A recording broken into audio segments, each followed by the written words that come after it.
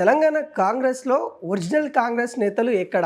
ఈ ప్రశ్న నేను అడుగుతుంది కాదు. మునుగోడు ఎమ్మెల్యే రాజగోపాల్ రెడ్డి అడుగుతున్న ప్రశ్న.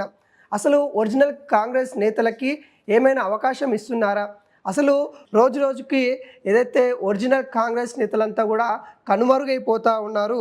కొత్త వాళ్ళు వచ్చిన కాంచెలి అంతా వాళ్ళదే పెత్తనం నడుస్తూ ఉందంటూ రాజగోపాల్ రెడ్డి చెప్పిన పరిస్థితి కనబడతా ఉంది. అదేవిధంగా నల్గొండ సభలో మరి ఏదైతే రాజగోపాల్ రెడ్డి నల్గొండ సభకు రాకపోవడం, దానికి సంబంధించిన అనేక అనుమానాలు అయితే వ్యక్తం చేస్తూ ఉన్నాయి. దానికి కూడా క్లారిటీ ఇచ్చిన పరిస్థితి కనబడతా ఉంది.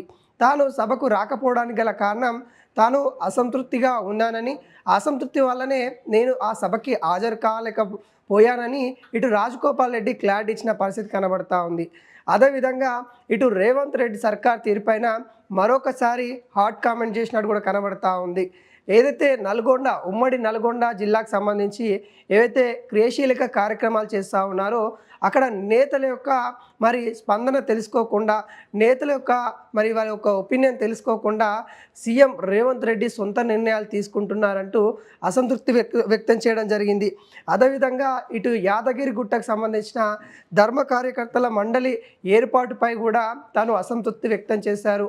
ఏదైతే అక్కడ ఒక మండలిని ఏర్పాటు చేయడం ఒక మంచి విషయం అయినప్పటికీ కూడా అక్కడున్న నేతలకి మరి ఇక్కడ జరుగుతున్న ఏ విషయం చెప్పకుండానే సొంత నిర్ణయం తీసుకోవడం, అక్కడ నేతలని అడగకుండానే వాళ్ళకు సంబంధించిన అంశాల లెక్కనే అంటే సొంత నిర్ణయాలుగా తీసుకొని వెళ్తూ ఉన్న తీరుపైన ఇటు మునుగోడు ఎమ్మెల్యే రాజగోపాల్ రెడ్డి ఖండించిన పరిస్థితి కనబడుతూ ఉంది.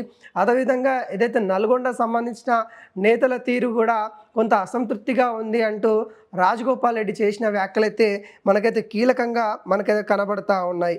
ముఖ్యంగా ఈ ధర్మకర్తల మండలి ఏదైతే యాదగిరి గుట్టకు సంబంధించి నిన్న విడుదల చేయడం జరిగింది.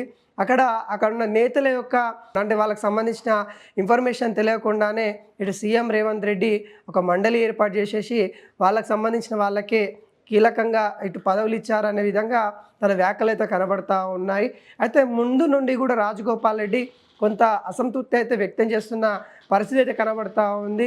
క్యాబినెట్ విషయంలో తనకి బెర్తు లభించకపోవడంతో చాలా వరకు అయితే అసంతృప్తిగా ఉన్న పరిస్థితి కనబడతా ఉంది. ఎందుకంటే తనకి కాంగ్రెస్ అధిష్టానం తను బీజేపీ నుండి ఇటు కాంగ్రెస్ పార్టీలోకి చేరే సమయంలో కూడా తనకి హామీ ఇవ్వడము మెయిన్గా ఈ అసంతృప్తికి కారణమని కూడా చెప్పుకోవచ్చు.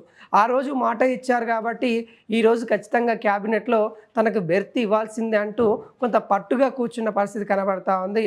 దాంట్లో ఇటు కాంగ్రెస్ అధిష్టానం మాట్లాడకపోవడం, అదేవిధంగా ఇక్కడ నేతలు కూడా ఏదైతే ఆ హామీ పైన మాట్లాడకపోవడంతో రాజగోపాల్ రెడ్డి కొంత అసంతృప్తిగా ఉన్న పరిస్థితి కనబడుతూ ఉంది. ఆ అసంతృప్తితోనే తన సభకి వెళ్ళలేదు. మరియు నల్గొండలో జరిగే ఏవైతే క్రియాశీలక కార్యక్రమంలో వాళ్ళ యొక్క ఒపీనియన్ తెలుసుకోకుండానే సీఎం రేవంత్ రెడ్డి చేస్తున్న కార్యక్రమాలపైన మరోసారి మరి మునుగోడు ఎమ్మెల్యే రాజగోపాల్ రెడ్డి ఫైర్ అయినట్టుగా తెలుస్తూ ఉంది.